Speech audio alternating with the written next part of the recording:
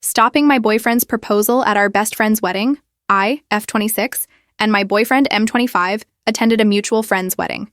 They're very close friends to us and brought my boyfriend and I together. My boyfriend and I are coming up on our 3-year anniversary, and things were getting pretty serious. Enough so that I very much wanted to marry him. He's sweet, chatty, typically considerate and empathetic.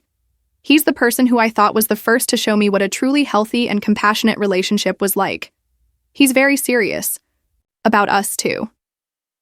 We've had long talks about marriage, and it seemed we were in agreement with no formal declaration. We had even gotten as far as looking at rings. So the chance of a proposal was more of a when, not if.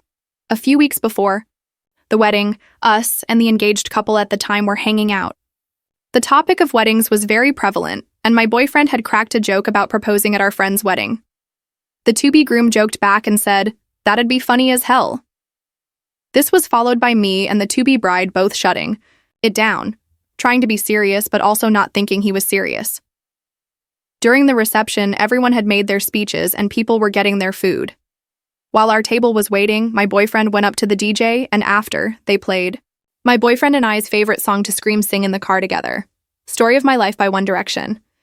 I look at him, smiling, and he's looking around. All of a sudden, he grabs a fork, stands up, and begins clanging on a glass. Immediately, the whole dining room looks over. I stand up and whisper the words, "Not. Right. Now." His face drops, and he yells a mix of, "I'm sorry, I was just joking." After he sat back down, I verbatim said, "Let them have their moment, let's make this our own." He wouldn't even look at me. When it was time to get our food, he immediately goes toward the exit. I follow and tried to catch up to him but couldn't find him. I text him twice and call him a couple times but got no answer, so I went back to the reception. After not hearing from him for about an hour and a half or so, he returns, sits down, and doesn't even look at me. The rest of the night was terrible. He looked like his dog just died, and I'm trying to make the best out of the night, but felt like I was just in his shadow. I was prepping for a breakdown or maybe a fight in the car, but the only thing he said was, "I don't want to talk about it right now," and the drive was just quiet and awkward. He sent me a long text about how hard it was to get the ring, how he felt rejected by his closest person, and that I embarrassed him. I tried to explain that it's not that I didn't want to marry him. It was our best friend's wedding, and they deserve their moment, that we should create our own and not piggyback off theirs.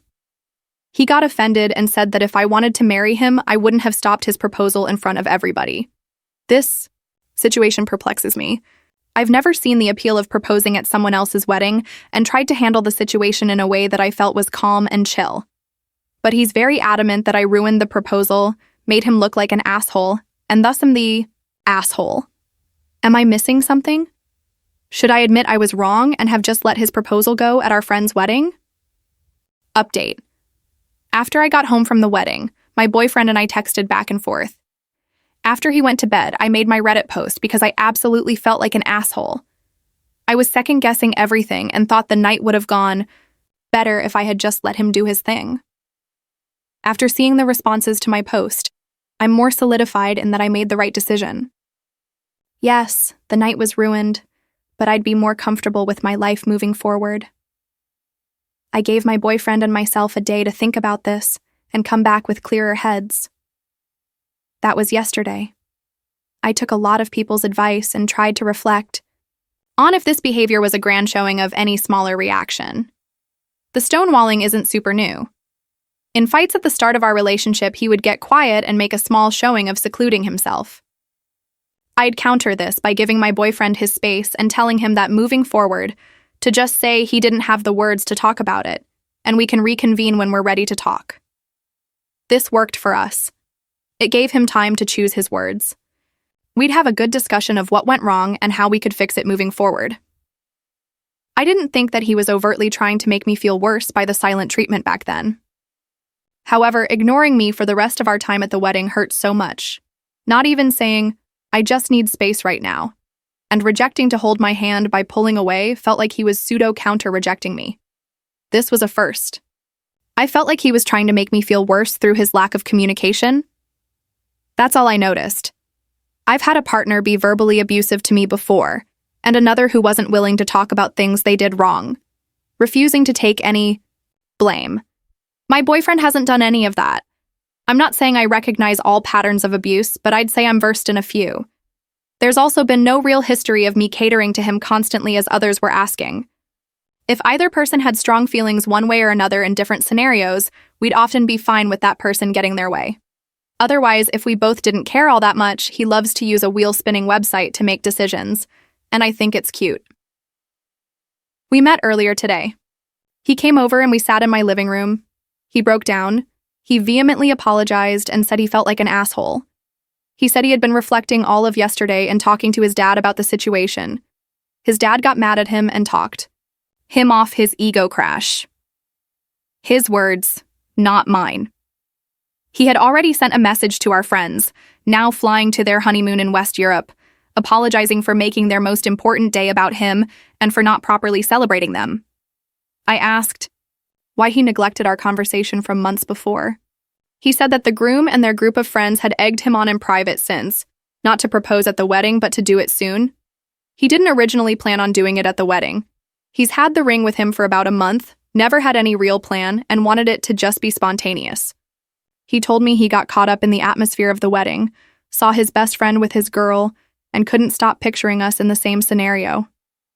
His urge overran his common sense, in his terms, and he made a choice he ultimately wishes he could take back.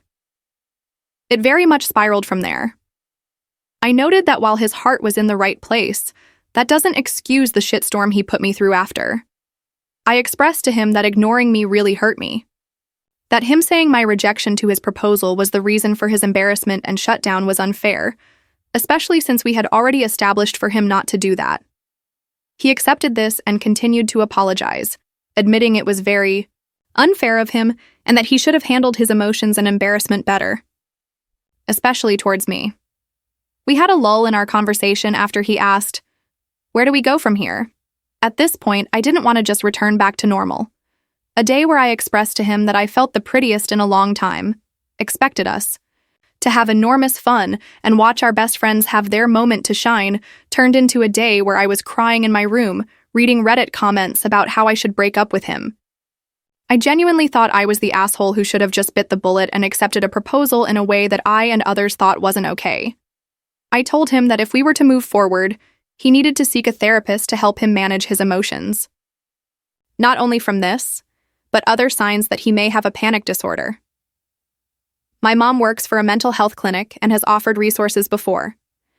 I said that I needed time to rebuild my trust in him. He understood and is going to seek mental health resources through my mom's clinic. Until then, we'll be on a week or so break with an open channel of communication. He's going to find appropriate channels to better himself, and I'm going to take myself on a mini vacation after the emotional roller coaster that was this weekend. We did talk about what each other's ideal proposal was, something we should have talked about before the trigger was even pulled on it. I said that I didn't care for anything fancy. I just prefer it not to be public. He said that he wanted to make a grand showing of love to me and didn't care where or how. He asked if it was okay to have friends and family present, or if that broke my public rule. I said that was fine and was happy with the communicative compromise. I also stated that I didn't want to be proposed to for a while, so that we could let this situation rest and figure ourselves out from here. He accepted this. Something I thought was really sweet that I wanted to mention was that before he left, he said, "I do think I owe you some dancing." And so we slow danced in my living room for about a half hour until he left. A small and romantic action, prob to earn brownie points. But the conversation did reassure me that he's willing to try and be better. He recognized he was in the wrong and that a joyful day was robbed by pride and not rejection. This was about as ideal of an outcome as I'd hoped. Thank you all for taking time out of your days to reply and bring me back to earth. Thank you to those who messaged me in private to make sure I was okay or to give input. While the future is still obscure, it's a little clearer than it was a couple days ago. I have a clearer understanding now of what I want and what's healthy. Moving forward, I will do every ounce of weighing before I enter what should be the most important commitment you can make to a person you love, and I'll keep a more careful eye on his behaviors and how he may react to adverse situations. I hope the best for you all, as many have for me.